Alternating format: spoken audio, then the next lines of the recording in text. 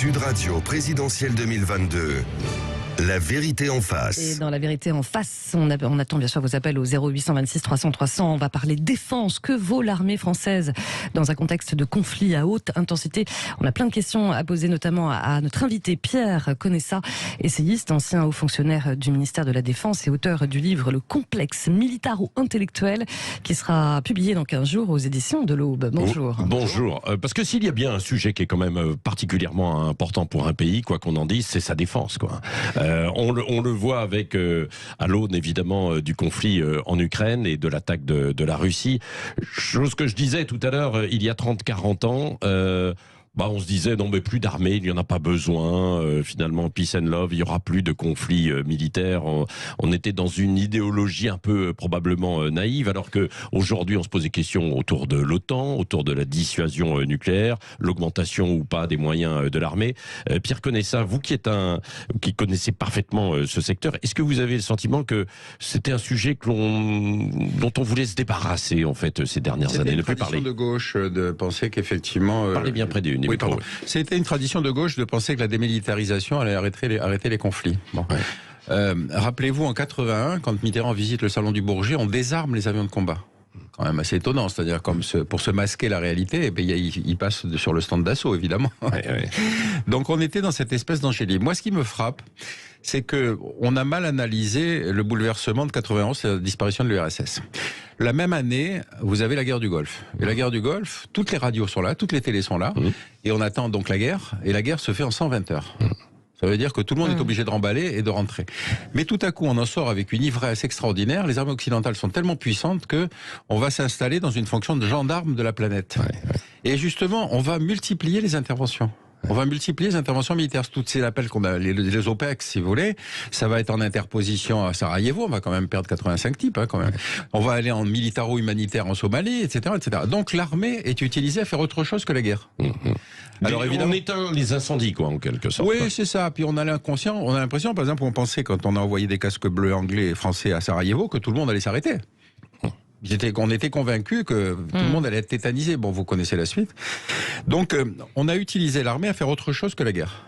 Et paradoxalement, les gens qui voulaient absolument que l'armée intervienne, c'est le complexe militaro-intellectuel. C'est-à-dire des gens qui passaient sur les plateaux télé en disant il se passe un massacre à tel endroit, on ne peut pas ne pas. Et on interpellait le politique. Alors, comme le politique était composé de gens qui n'avaient pas fait le service militaire, quand même, parce que n'oubliez pas qu'en 74, en 94, on le supprime. Et donc, on a des gens, si vous voulez, pour qui la chose militaire, l'utilisation de l'outil militaire est un argument dont les motivations sont de politique intérieure. Est-ce que je gagne des voix? Si. Alors s'il y a les municipales à 3 mois, on fait attention, etc. Vous voyez ce que je veux dire? Ce balancement-là, il n'y a plus l'URSS. Il n'y a plus l'autre, celui qui va instrumentaliser la crise. Donc on va choisir. On est resté dans cette pensée-là 30 ans après? Ah ben de toute façon jusqu'à l'Ukraine. Jusqu'à l'Ukraine. L'Ukraine est un électrochoc, évidemment, parce que tout à coup, on a effectivement la guerre à nouveau en Europe, mais on avait déjà eu en Yougoslavie quand même, il faut pas oublier. Mais déjà, la Yougoslavie avait montré que l'Europe n'était pas capable de réduire la Serbie. Il faut faire appel aux forces américaines pour que les bombardements sur Belgrade aboutissent à ce que la Serbie reconnaisse l'indépendance du Kosovo. Alors je fais remarquer qu'à l'époque, on reconnaissait l'indépendance du Kosovo, tandis qu'aujourd'hui, on ne parle pas de la reconnaissance des sécessionnistes du Donbass. Vous voyez ce que je veux dire? Donc, vous voyez les ambiguïtés sur lesquelles on a utilisé l'armée. Oui, et alors l'armée, que ce soit l'armée française ou dans le cadre en fait de l'OTAN, on se pensait il y a quelques années justement suffisamment fort pour pouvoir tout régler en fait dans le monde. On s'aperçoit que ça a été le cas en Syrie, évidemment on n'y arrive pas. Au Sahel, on n'y arrive pas vraiment. Et puis là, on a une guerre en fait à nos portes et on semble un petit peu impuissant en fait aujourd'hui. Pourquoi, selon vous? C'est-à-dire qu'il faudrait prendre chaque crise effectivement avec ses caractéristiques. N'oubliez pas quand même que l'Irak, Chirac dit il faut pas. C'est-à-dire qu'il est le premier homme politique à dire arrêtez d'utiliser l'armée pour faire croire que vous allez résoudre des problèmes. Et puis ensuite, tous ces deux successeurs vont se précipiter pour rattraper les Américains dans quelque chose qui est une véritable catastrophe militaire. Bon. D'abord parce que nous avons subi des attentats. Rappelez-vous qu'au Bataclan, les terroristes disaient vous tuez des enfants chez nous, on vient tuer des enfants chez vous. Donc si vous voulez, cette idée qu'on était gendarmes de la planète, plein de bonne conscience, que nous on apportait la démocratie, etc., c'était totalement ridicule. En Irak, les Américains, vous savez, leur suprématie militaire, on commence par tout casser, les infrastructures, les centrales électriques, les centrales d'eau, etc. Et puis ensuite, quand on amène des types sur le terrain, on leur dit vous devez être content, vous avez la démocratie. Et les autres disaient ouais, mais à l'époque de Saddam Hussein, on avait l'eau, l'électricité, la sécurité. Vous voyez le décalage. Même chose en Libye, quoi, hein, bien sûr. Même chose en Libye. Ouais. Et d'ailleurs, un de nos héros nationaux expliquait 2 ans après la guerre de l'écrasement du système libyen, on était dans la 2e phase de la guerre civile avec la 2e bataille de Tripoli, et il disait tant mieux si j'y suis pour quelque chose. Je vous dis pas les sigles. Les sigles du fameux personnage, d'ailleurs, les copains militaires de Sarajevo me disaient qu'ils l'avaient surnommé UHS, 1 heure à Sarajevo. 1 heure à Sarajevo, oui. On voit de qui vous voulez parler. Bien sûr. Non, évidemment, il y a ces gens. Bon, alors cela dit, parfois ils ont raison d'alerter un petit peu quand même sur des situations et des crises, quoi. Non ? Oui, tout à fait, mais en même temps. Oui. Vous savez, un décideur, il a autour de lui tout un système d'information qui va lui ramener une analyse de situation. C'est le système diplomatique, c'est les services de renseignement, c'est les collaborations avec les services étrangers, etc. Bon, on l'a bien vu sur les attentats terroristes qu'on s'est construit une sécurité européenne parce qu'on a des coopérations de police. En matière de défense, on a toujours vécu dans une espèce d'ambiguïté qui date d'ailleurs de l'époque du général de Gaulle. On confond la défense de l'Europe et l'Europe de la défense. La défense de l'Europe, pour les anciens pays satellites, c'est l'OTAN. Il n'y a pas à discuter. Et quand nous, on essaye de dire, non mais attendez, on pourrait faire en plus, on pourrait faire comme ci, on pourrait faire comme ça, mais on a le nucléaire, alors les autres disent, ouais d'accord, écoutez, continuez à travailler, mais on voit bien qu'on met des structures, si vous voulez, administratives, politico-militaires, etc. Mais fondamentalement, l'Europe de la défense n'a jamais fonctionné véritablement. Et donc on est dans cette ambiguïté où effectivement on va continuer. Et puis c'est délicat aussi en fait la défense parce que évidemment si on commence à impliquer d'autres pays tiers, on les mêle un peu à nos services de renseignement, à notre fonctionnement, à quelques et là on l'a vu dans le cas en fait de l'Ukraine où donc on s'est parlé sans se faire confiance avec les Américains, avec les Anglais, nous les Français et puis les Allemands quoi. Si vous voulez, il y a eu une première crise de l'Europe de la défense, c'est l'Irak. Parce que la moitié de l'Europe va aller avec les Américains en Irak. Alors vous imaginez les Polonais, les Tchèques, les Macédoniens en Irak. C'était vraiment par obédience, si vous voulez, à l'égard de Washington. Or la catastrophe, vous la connaissez, 20 ans plus tard, la guerre était toujours pas terminée, on a laissé une pagaille terrible et on a connu des attentats en Europe. Bon. Mais les autres situations sont à peu près de même nature. C'est-à-dire qu'on se dit, comment est-ce qu'on peut faire une défense européenne ? Vous apercevez que tous les anciens pays là sont encore sur des équipements post-soviétiques. Rappelez-vous l'affaire des MiG-21 polonais, où ils disent oui d'accord, on veut bien vous donner les MiG, mais en échange vous nous donnez des F-35. Vous voyez. Donc on est sur quelque chose où l'interopérabilité, si on ne parle que défense européenne, n'existe pas. Donc on peut faire de la gesticulation, on peut envoyer des troupes, on peut envoyer des avions en Roumanie pour expliquer que de toute façon, on a bien l'intention de ne pas laisser franchir la ligne rouge, mais il faut que cette posture de défense soit accompagnée d'une initiative diplomatique. Disant aux Russes, et il faut leur reconnaître ça, on n'a pas véritablement proposé une architecture de sécurité en Europe qui inclut la Russie. Vous savez, il faut les comprendre un peu, les Russes. Gorbatchev avait obtenu de Bush qu'on n'élargisse pas l'OTAN, et puis tout à coup, il y a 15 États de plus et qui arrivent à leurs frontières. Bon, et à un moment, il faut arrêter de faire semblant. Non, mais quand je disais aussi tout à l'heure, on ne se parle pas, c'est-à-dire que parce que les services de renseignement américains avaient des informations comme quoi il y allait vraiment avoir une attaque des Russes, alors que nous, les Français, on n'y croyait pas, quoi, et les Allemands. Oui, c'est vrai que c'est assez surprenant parce que si vous prenez les principes du renseignement militaire, évidemment qui est à base d'observation satellitaire, on voyait bien probablement que des troupes russes se déplaçaient puisqu'il y a eu 5 axes de pénétration. Donc c'était pas une simple intervention sur le Donbass. Et donc on est un peu surpris que la direction du renseignement militaire, parce que la France a des moyens satellitaires propres, n'est pas alertée. Peut-être est-ce la région de l'éviction du général... ce qui s'est passé. Mais enfin, en tout cas, c'est vrai que les Anglais et les Américains annonçaient, et après on disait oui, mais eux, c'est des vats en guerre. Mais non, ils ont eu raison. Bon, allez, on va voir dans un instant avec vous, Pierre Conessa, si on est aussi bien équipé, en fait, en termes de moyens, d'effectifs, d'organisation, en France, en dehors de, évidemment, l'OTAN et puis l'aspect européen que l'on vient d'évoquer. Vous pouvez poser vos questions. Oui, il y aura beaucoup d'appels là, déjà, d'auditeurs qui nous attendent au standard. Vous nous appelez au 0826 300 300. Sud Radio, il est 9h44. Le Grand Matin Sud Radio, 7h-10h, Patrick Roger, Laurence Garcia. Sud Radio présidentielle 2022. La vérité en Et face. c'est la suite de La vérité en face, à 10h moins le quart sur Sud Radio. On parle défense, sécurité. Que vaut l'armée française dans un contexte de conflit à haute intensité? C'est la question qu'on va poser dans quelques instants à notre invité Pierre Conessa. Et nos auditeurs Et aussi. nos auditeurs, ça réagit Juste avant, beaucoup, oui. juste avant d'avoir les auditeurs, qu'est-ce qu'elle représente aujourd'hui, l'armée française, en termes d'effectifs, de moyens? Elle est forte, elle est constituée, parce qu'on a dit il y a quelques semaines que, par exemple, elle avait un stock de munitions de 3 jours, quoi. Oui, c'est-à-dire que si vous voulez, il faut prendre la chose dans le temps long.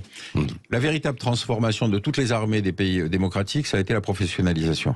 Parce qu'on est parti du postulat que l'armée, la guerre, si vous voulez, demain serait une guerre de haute intensité avec du matériel de haute technologie, etc. Et donc que les gros contingents, si vous voulez, de conscrits, genre guerre d'Algérie, si vous voulez, ne seraient plus le scénario. Mais évidemment, tout ça coûte très cher pour un effectif réduit.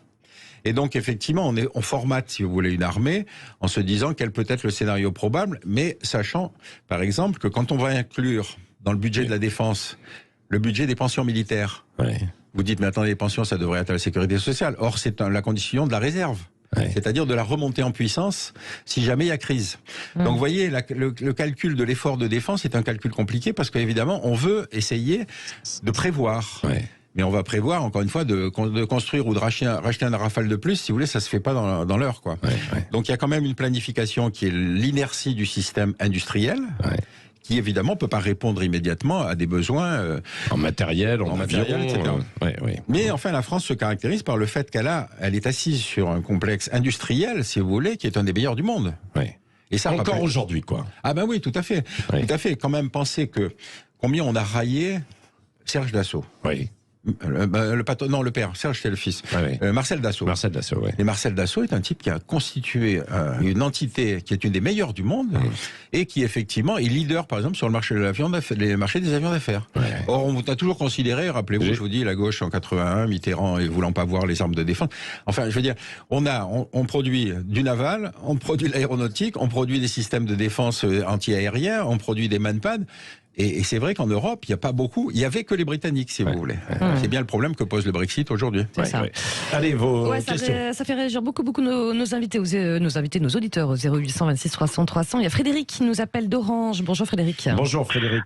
Oui, bonjour. Bonjour. Pour moi, c'est avant tout, alors effectivement, je suis complètement d'accord avec ce monsieur, on est à la pointe.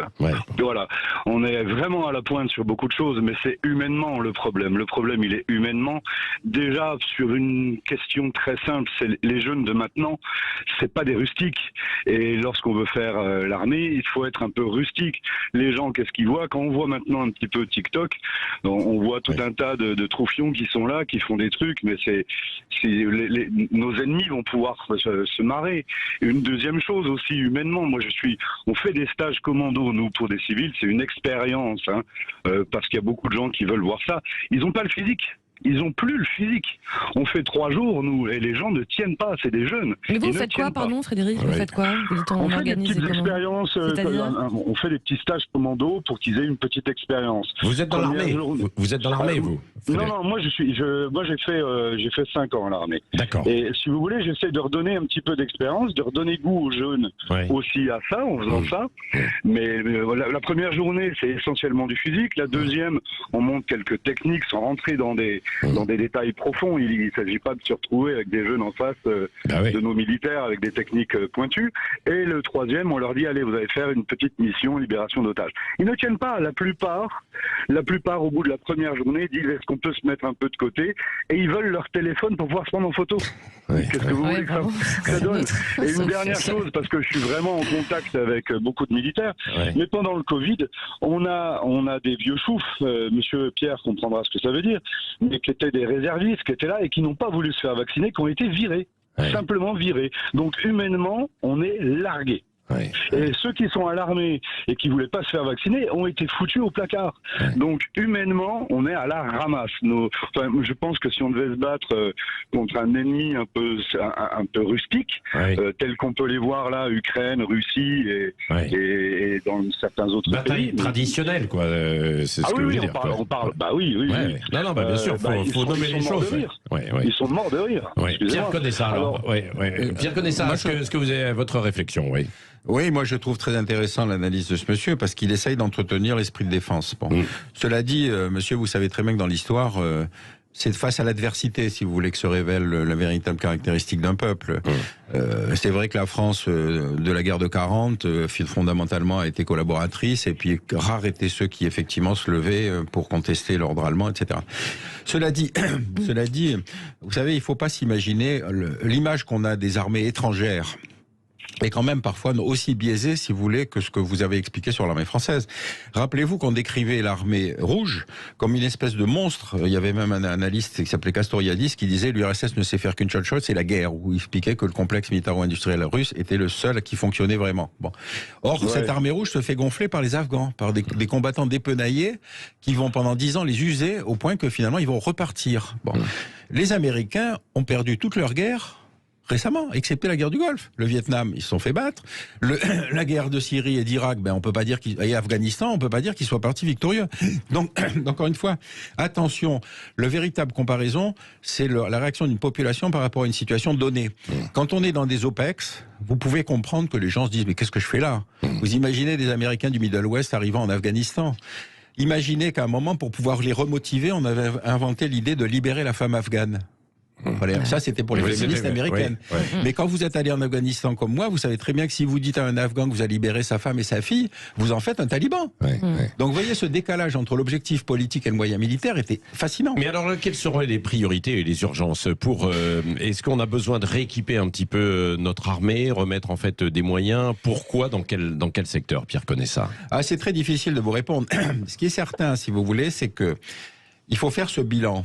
Probablement que la guerre d'Ukraine va nous permettre de le faire de manière objective. Ensuite, vous avez une mécanique législative qui s'appelle les lois de programmation militaire, c'est-à-dire des lois de 5 ans. Depuis la première loi de programmation militaire qui doit dater de 58 ou quelque chose comme ça, on n'a jamais respecté la programmation militaire. C'est-à-dire que la dernière année était toujours gommée. Donc, si vous voulez... on vote les crédits, mais on les débloque pas. J'ai cru comprendre ça. On dit on va faire sur 50 ans d'augmentation pendant les 5 années, mais en général, la dernière année, pour des raisons de règles budgétaires, on gomme. Donc, si vous voulez, on a toujours des glissements de programmes, et ce qui fait qu'effectivement, on peut avoir des décalages sur des programmes en se disant, mais attendez, ça, on aurait dû arriver à telle date, etc., etc. Est-ce que cette fois-ci, si on fait une nouvelle loi de programmation militaire, elle sera tenue? J'en doute, étant donné notre endettement. Et donc, on est face à quelque chose, si vous voulez, où c'était un véritable dilemme, où ce qui était le quoi qu'il en coûte du Covid est en train de remplacer par le quoi qu'il en coûte pour le rééquipement militaire. Mais c'est vrai qu'on était descendu très bas en matière de réserve, je veux dire munitions, missiles, etc. Oui. Parce qu'effectivement, on rognait, si vous voulez, sur ce qui était le moins visible, quoi. Et si, par exemple, il y avait une guerre telle que celle de l'Ukraine qui s'intensifiait, qui arrivait à nos portes, on serait capable de se défendre? Oui, bien sûr. Bien sûr qu'on serait capable. D'abord parce qu'on n'est pas à la frontière. Rappelez-vous quand même cette petite différence essentielle. Mais c'est vrai que, si vous voulez, on n'a pas le même passé que le reste des Européens. Les anciens pays satellites, si vous voulez, ont une terreur absolue de ce qui a été la mainmise soviétique pendant une cinquantaine d'années. Donc eux, si vous voulez, considèrent que si jamais la ligne rouge est franchie, il faut y aller franco. Je pense que c'est probablement leur psychologie. Nous, on était beaucoup plus dans l'idée, rappelez-vous, gaulienne, c'est-à-dire on a la force nucléaire, mais est-ce qu'on va décider que si les Russes franchissent la frontière, nos intérêts vitaux sont menacés, ou est-ce qu'il va falloir qu'on attende qu'ils soient à la frontière, à notre frontière? Vous voyez qu'on est dans une espèce de dilemme stratégique. Et effectivement, si on utilise, vous savez, dans les réflexions stratégiques sur le nucléaire, il y avait même des penseurs français qui pensaient que si, à l'époque de l'Europe de l'Est, de l'Allemagne de l'Est, les Russes envahissaient l'Allemagne de l'Ouest, il ne faudrait pas hésiter à tirer le nucléaire sur l'Allemagne de l'Ouest. Sur l'Allemagne de l'Ouest. Vous voyez ce que je veux dire? Pour dire qu'il faut les arrêter. Donc, le délire, si vous voulez, autour de l'arme nucléaire a parfois donné naissance à des espèces d'idées folles qui peuvent inquiéter nos partenaires. Et là, c'est la contradiction majeure, enfin c'est celle qu'on a héritée du gaullisme, c'est que quand on a l'arme nucléaire, on ne peut pas dépendre d'un commandement intégré. Tout à l'heure, Frédéric l'évoquait, c'est-à-dire que l'engagement, sur ce que représente l'armée, est-ce que on a beaucoup perdu quand on a arrêté le service militaire, ou finalement, de toute manière, ça ne servait plus à rien, ce n'était plus adapté? Il y a eu beaucoup de projets pour essayer de remplacer ça par un programme, un régime civil, vous savez, de mobilisation, etc. Bon, finalement, ça n'a jamais vu le jour. Mais c'est vrai qu'en termes d'esprit de défense, on peut pas dire que le fait de fréquenter l'armée de si loin, si vous voulez maintenant, pour des jeunes, soit le meilleur moyen de développer l'esprit de défense. Moi, je crois que c'est le contexte extérieur, si vous voulez, qui crée l'esprit de défense. On voit bien tout à coup ce traumatisme avec l'invasion de l'Ukraine. Ce que je trouve le plus significatif, encore une fois, c'est la disparition, si vous voulez, d'une certaine forme de pacifisme qui était vrai dans les années 60-70, où on pensait que, rappelez-vous, la crise des missiles. La crise des missiles, on disait les missiles sont à l'Est, le discours de Mitterrand à Berlin disait les missiles sont à l'Est et les pacifistes sont à l'Ouest. Bon, on n'a plus aujourd'hui ce genre de manifestation. Oui, pourquoi ? Parce que... parce que finalement, le contexte international s'est continuellement transformé. C'est-à-dire, je vous dis, après 90, on est dans une fonction de gendarme international. On va envoyer même des gens au Timor. Vous savez où est le Timor ? Vous voyez. Donc, on est dans quelque chose où on s'assume comme une puissance internationale qu'on n'est plus. C'est ça.